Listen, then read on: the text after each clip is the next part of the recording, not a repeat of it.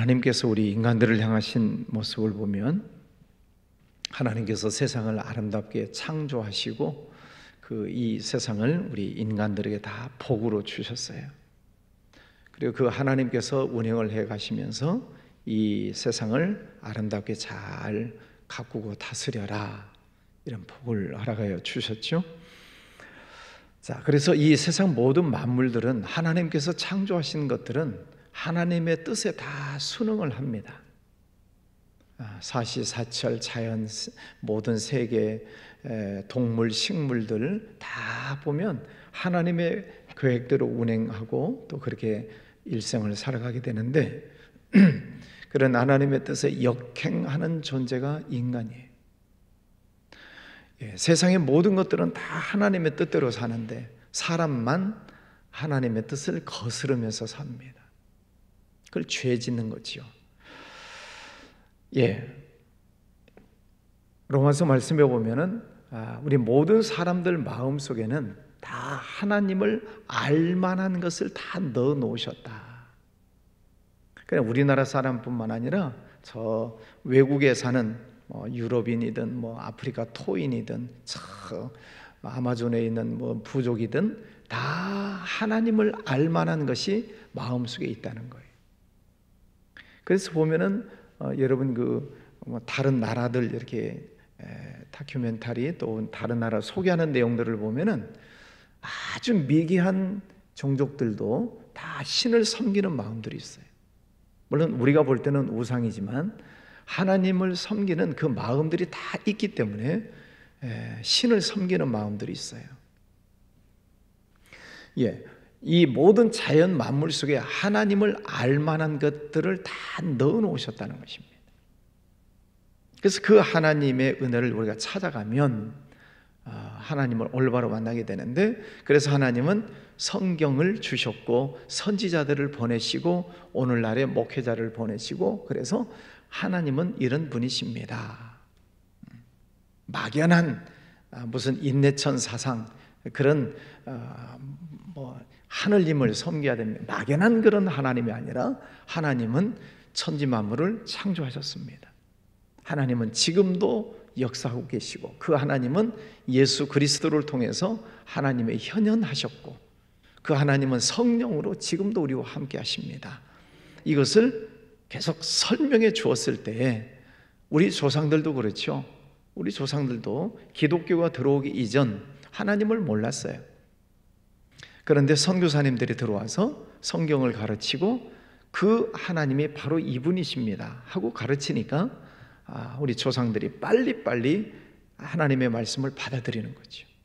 막연했던 이 인내천 사상, 그런데 하나님은 이런 분입니다. 성경을 놓고 정확하게 가르치니까 그분이 이 하나님이시구나를 알게 되고 하나님을 섬기게 된 거죠. 그래서 세계 역사상 유례 없는 기독교의 부흥기를 맞이하게 되는 것이죠. 그래서 오늘 우리는 성경을 통해서 하나님이 누구신가를 우리가 아는 거죠. 왜? 세종대왕 우리가 만난 적이 없어요. 그런데 세종실록 혹은 우리나라의 역사책을 보면서 세종대왕은 이런 분이시구나를 아는 거죠. 책을 통해서 알아요. 아브라함 링컨 만나본 적이 있어요? 없어요. 그런데 책을 통해서 그 링컨은 이런 위대한 일을 하셨구나, 흑인 노예들을 해방시키는 일을 했구나, 가장 존경받는 대통령으로 알죠? 책을 통해서 하는 거예요. 하나님에 대해서 알려면 성경을 읽어야죠. 근데 성경은 한 번도 안 읽고 하나님이 계시니 안 계시니 그렇게 운운하는 사람들은 어리석은 사람이죠. 그래서 어리석은 사람은 그 마음에 이르기를 하나님이 없다 하느니라. 책 한 번도 안 읽고 하나님이 계시니 안 계시니, 그건 어리석은 얘기지. 그럼 한 번 읽으면 아나요? 여러분 학교 다닐 때 시험 역사 시험을 본다. 그러면 한 번 쓱 보면 역사를 다 압니까? 그렇게 공부를 잘했어요? 이제 곧 수능 시험이 있어요. 11월 달에 아이들 수능 시험이 있어요. 그러면 그 아이가 국어책 한번 쓱 보고 수학책 한번 쓱 풀어보고 그러면 100점 맞아요? 아니에요. 그렇게 해서는 절대로 100점 맞을 수가 없어요. 본 내용 또 보고 또 보고 암기하고 또 풀어보고 또 풀어보고 계속 그래야 시험 볼 때 점수를 맞는 것이지 한번 쓱 보고 어떻게 알아요? 여러분 성경 한 번 보고 어떻게 하나님이 누구신지 어떻게 알아요? 그 사람이 있다면 천재지요. 성경 한 번 보고 하나님을 알면 그야말로 영적으로 천재지요. 그런 사람은 없어요. 그래서 우리는 성경을 보고 또 보고 말씀을 듣고 또 듣고 더 알고 싶어서 신학교 가서 공부하고 다 그런 거 아니에요? 하나님이 누구시냐? 하나님을 알만한 것들을 세상 속에도 다 넣어놓았지만은 특별히 성경을 통해서 우리에게 하나님이 누구시냐, 인간은 어떤 존재냐 하는 이 두 가지를 계속 말씀해 주시고 있어요. 자, 이스라엘 백성들 하나님께서 그들에게 먼저 복을 주시잖아요. 이스라엘 땅을 주시고 종살이하고 있는 그들을 하나님께서 구원시키시고 그 광야 생활 40년 생활 가운데에서도 날마다 하나님이 먹을 것을 주시고 구름기둥 불기둥으로 하나님이 그들을 잠시도 떠나지 않았어요. 시편 121편 고백처럼 하나님은 졸지도 아니하시고 주무시지도 않는다. 그러면서 이스라엘 백성들을 눈동자처럼 보호하신다. 눈동자, 눈 깜빡할 새. 그러면 몇 초 걸린대요? 눈 깜빡하는 게 몇 초 걸린대요? 우리가 세본 적은 없지만 눈 깜빡하는 게 얼마나 빠릅니까? 티가 날라오는 거, 보이지도 않는 티가 들어올 때 눈 깜빡하면서 눈동자를 보호하는데 하여튼 맞는지 안 맞는지 모르겠어요. 10,000분의 1초로예요. 그렇게 눈 깜빡할 수가 빠른 거예요. 그렇게 우리 눈동자를 보호하는 것처럼 하나님께서 우리를 보호해 주신다. 그 하나님. 자, 이스라엘 백성들 그렇게 하나님께서 은혜 주시고 축복해 주셨음에도 불구하고 끄떡하면 원망하고 조금만 불편하면 불평하고 원망하고 짜증내고 배신하고 지도자 모세 죽이려고 달려들고 그런 이스라엘 백성들이지요. 그럼에도 불구하고 하나님께서는 계속 축복을 약속해 주셔요. 너희들이 가나안 땅에 들어가거든 12지파별로 다 기업을 줄 것이다. 땅을 주시겠다.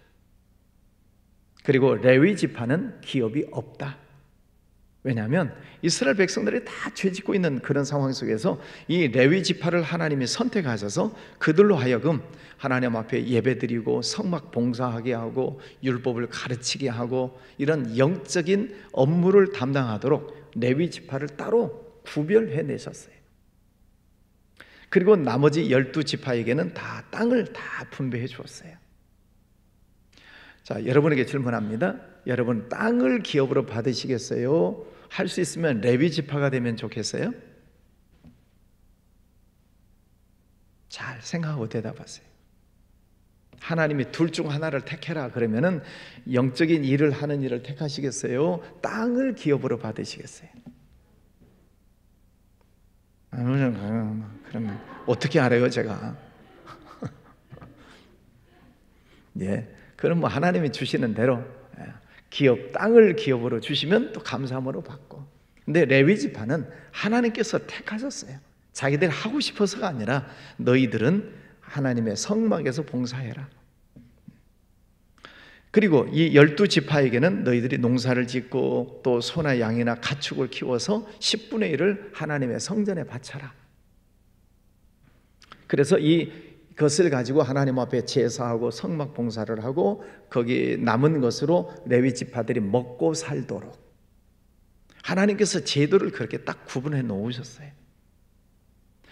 그러니까 이 기업을 받은 이 땅을 기업으로 받은 이 지파들은 거기서 열심히 벌어서 먹고 살고 잘 먹고 잘 살고 그리고 첫 수확 그리고 11조를 하나님 성전에 바치고 그것으로 예배드리고 제사하고 성막일을 하고 그리고 레위 지파들이 먹고 살고 이런 관계가 되면 평화로운 세상이 되는 거죠. 또 온전하게 하나님 앞에 예배할 수 있고. 그런데 이 12지파가 이제 시간이 흘러가면서 슬슬 꾀가 나는 것입니다. 우리는 열심히 땀 흘려서 열심히 고생하고 일을 해야 되고 왜 이것을 바쳐서 저 레위 지파를 먹여 살려야 되냐, 이렇게 생각을 하는 거예요. 사람의 판단으로 보면 맞는 생각 같죠. 자기들 땀 흘려서 목축업을 하고 농사를 짓고 그것으로 자기들이 레위 지파를 먹여 살린다라고 생각을 하니까 꾀가 나는 거예요. 에이, 하지 말아야지. 저 레위 지파는 일도 안 하는데 우리가 먹여 살려야 되네, 이렇게 생각하니까 이제부터는 11조도 안 하고 하나님께 첫 수확도 안 바치는 거예요. 그러니까 레위 지파는 먹고 살 게 없으니까 나중에 흩어지고, 그 제사가 무너지는 것입니다. 하나님 앞에 드리는 예배가 무너져요. 말라기 말씀에 보면 그래서 하나님이 그 민족이 저주를 받았다. 하나님께서 주신 그 축복으로 예배가 이루어지도록 하나님은 제도를 만들어 놓으셨는데 인간이 그것을 파괴하니까 예배가 무너져요. 예배가 무너지는 곳에 하나님의 저주가 임했다라고 말씀하세요. 12지파가 레위 지파를 먹여 살리는 게 아니고 하나님께 드리는 거죠. 이것을 오해하시면 안 돼요. 하나님께서 주신 그 축복으로 농사짓고 목축업을 해서 하나님께 드리는 것이지요. 그 하나님께 예배드리고 성막 봉사를 하고 남은 것을 레위 지파가 먹는 거죠. 그런데 이 사람들은 착각하는 것입니다. 자기들이 레위 지파를 먹여 살리는 것처럼 착각해요.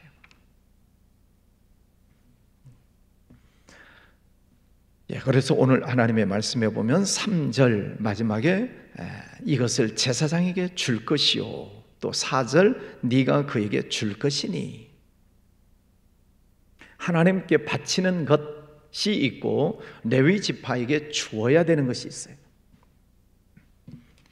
화제, 하나님 앞에 불태워서 드리는 화제가 있고 불태우지 않는 것이 있어요. 그것을 레위 지파들이 먹고 살 수 있도록, 또 양털을 주어라는 것은 입고 살 수 있도록 제공을 하라는 것입니다. 그래서 이 레위 지파가 풍성하게 먹고 살면서 하나님의 일, 제사장 일을 잘 감당할 수 있도록 하라는 거예요. 이게 하나님의 명령이에요. 오늘날 목회자들이 레위 지파는 아니지만 그러나 영적으로 보면은 레위 지파의 사명을 감당하는 거죠. 그래서 목회자들은 직장이 없어요.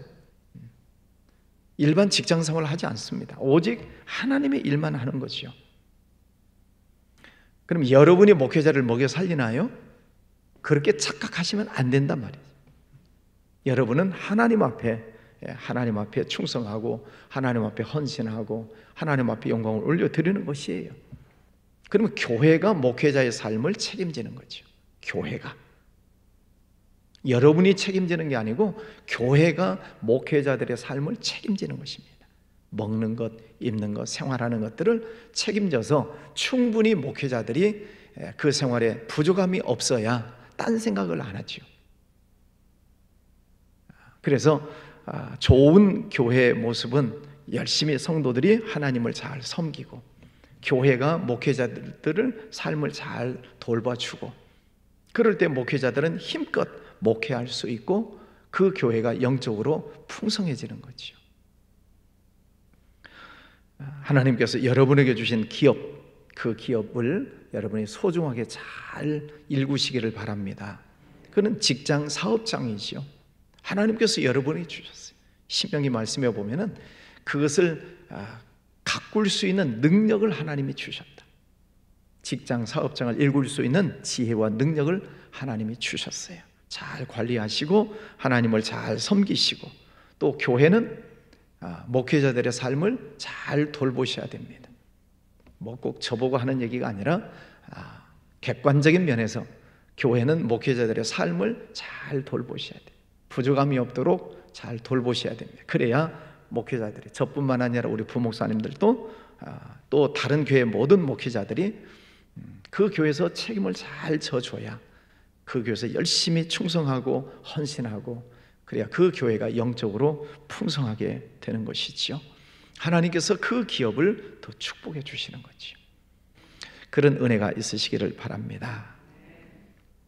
9절부터 14절까지의 말씀을 보면 우상을 섬기지 말아라. 또 우상 행위를 하고 있는 점장이, 또 요술자, 무당 이런 사람들을 본받지도 말고 용납하지도 말고 쫓아내라. 세 가지를 말씀하세요. 이 이방신을 섬기는 사람들, 9절에 보면 본받지 말아라, 또 11절에 용납하지 말아라, 12절에 쫓아내라. 하나님 외에 다른 신을 섬기는 것에 대해서 하나님은 용납치 않으세요. 지금도 마찬가지. 지금도 하나님은 우상 숭배하는 것을 용납치 않으세요.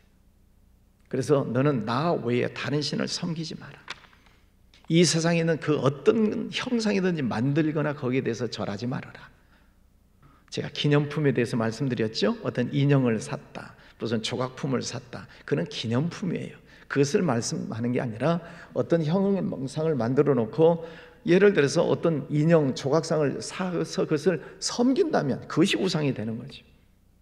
기념품과 우상은 좀 구분할 필요가 있습니다. 이방 풍속을 따르지 마는, 그 가나안 땅에 들어가면 7 족속들이 살고 있는데 그들이 바알신, 아세라신 이런 잡신들을 섬겨요. 몰렉 이런 신들을. 그 신들의 그 행위가 뭐냐면 결국은 음란에 빠져요. 그 신들을 즐겁게 해야 된다. 그래서 제사를 지내고 나서 음행하는 일들을 많이 합니다. 그러다가 24,700명이 불에 타서 죽잖아요. 전염병에 걸려서 다 죽고. 오늘날도 우리 주변에 이런 하나님을 믿지 않는 우상을 섬기는, 이방신을 섬기는 일들이 많습니다. 그런 것들이 우리들 속에 들어오지 않도록 오늘 말씀에 보면은 점장이, 요술자, 무당, 박수 이런 사람들 용납하지 말아라. 그런 사람들과 접촉을 해서는 안 됩니다.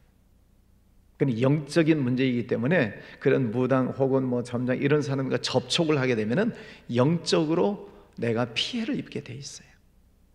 영이에요, 영. 귀신의 역할이 있어요. 근데 내가 그 사람들을 만나서 뭐 질문을 하고 뭐 점을 치고 그러다 보면 내가 영적으로 눌리게 돼 있어요. 그럼 내 영혼이 병들게 되는 것이죠. 그래서 하나님께서는 그들을 본받지 말고 용납하지 말고 쫓아내라 말씀을 하십니다. 15절부터 마지막까지를 보면은 선지자에 관한 말씀이 나와요. 선지자는 하나님의 말씀을 영으로 받아서 전하는 자지요. 자, 그런데 그 선지자 가운데 참 선지자가 있고 거짓 선지자가 있어요. 하나님의 말씀을 전한다고 하는데 참 선지자냐 거짓 선지자냐를 구분해라. 어떻게 구분을 해요? 22절, 만일 선지자가 있어 여호와의 이름으로 말한 일에 증험도 없고 성취함도 없으면 이는 거짓 선지자다. 말은 잘하는데 그에 따른 열매가 없다는 거죠. 그에 나타나는 현상이 없으면 그 선지자는 가짜다. 그래서 우리가 오늘날 하나님의 말씀을 잘 구분하면서 들으셔야 됩니다. 여러분이 유튜브도 많이 보시고 또 뭐 기독교 방송도 많이 들으시고 책도 많이 보시고 그럴 거예요. 그런데 말씀이 현란하고 말씀이 너무너무 좋다고 해서 빠져들어서는 안 돼요. 물론 그 속에서 하나님의 말씀을 우리가 잘 캐치할 필요는 있겠습니다만은, 그러나 말을 잘한다, 설교를 잘한다고 해서 자칫 속아 넘어가서는 안 된다는 겁니다. 왜냐하면 그 말씀 속에 성령의 역사가 있느냐 없느냐의 문제예요.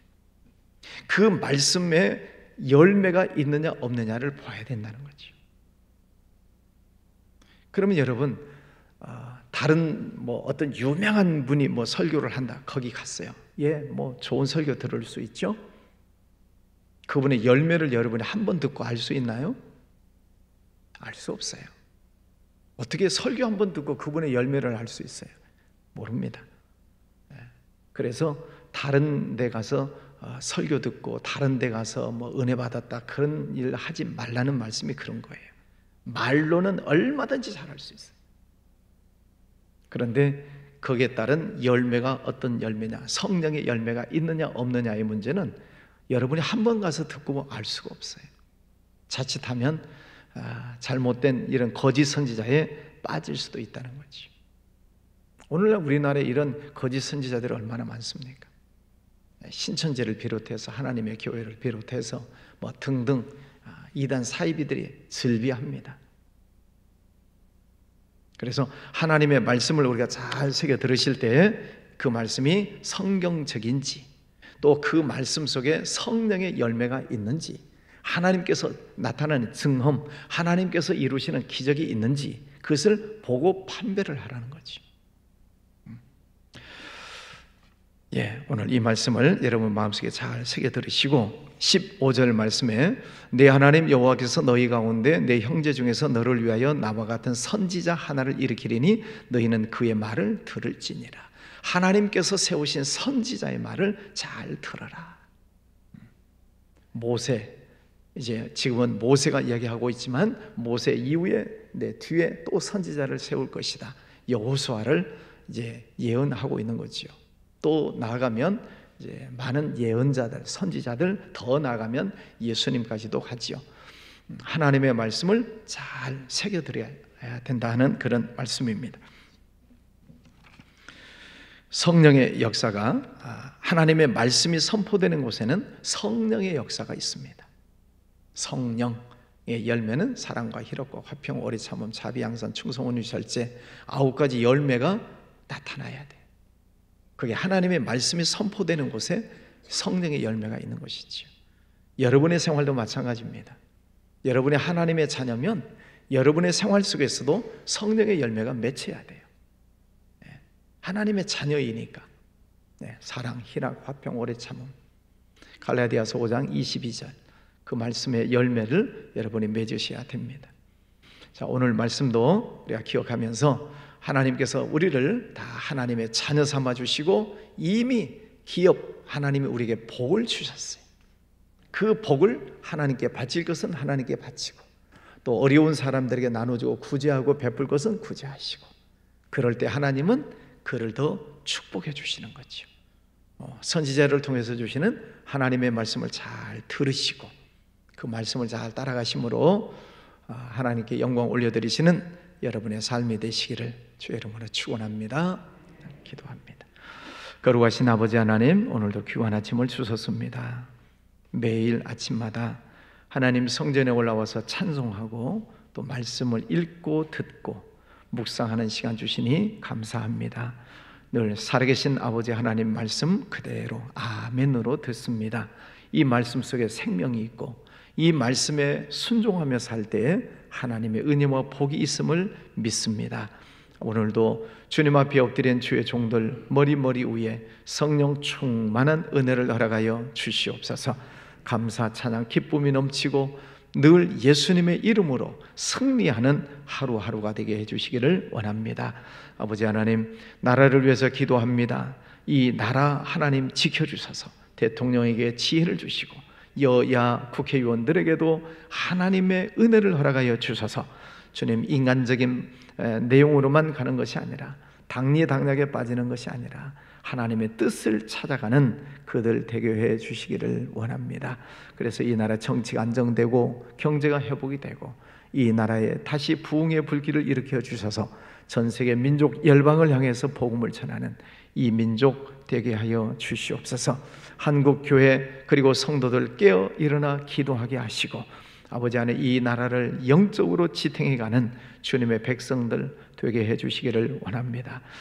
이제 며칠 남지 않은 수능 시험을 준비하는 아이들 건강 주시고 지혜 명철을 허락하여 주셔서 남은 기간 잘 마무리 준비하고 또 시험 잘 치를 수 있는 은혜를 허락하여 주시기를 원합니다. 아버지 하나님, 우리 교회 모든 성도들의 산업, 하나님께서 주시는 기업, 직장, 사업장, 가정 축복해 주셔서 어디에서나 늘 하나님의 역사하심을 보고 감사하고 영광 올려드릴 수 있는 은혜로운 기업들 모두 되게 하여 주시옵소서. 몸이 연약한 이들 하나님 은혜 주셔서 주님의 손으로 쓰다듬어 주시고 치료하여 주시옵시고 강건하게 하여 주시옵소서. 주님 찬양합니다. 오늘도 하루를 주님과 함께 동행하기를 원합니다. 귀한 예물 드리는 손길도 축복하여 주시옵소서. 예수님 이름으로 기도하였습니다. 아멘.